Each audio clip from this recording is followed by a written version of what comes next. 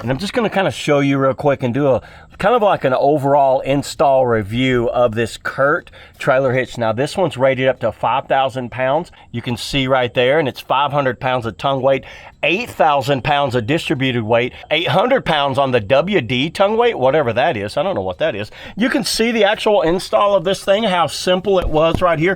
I'll show you kind of like what I did. I used an impact driver to put these on. These are just some lag bolts that go into the frame. It was very easy. I used a little kind of like tool that I used to ream out the holes first to make sure there was no kind of garbage or anything like that inside the screw hole, but everything went together really smoothly. Once you get it started, those things just go right into place.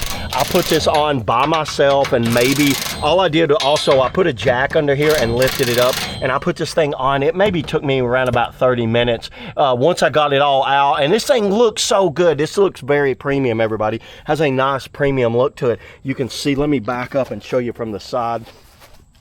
Look at this thing from the side.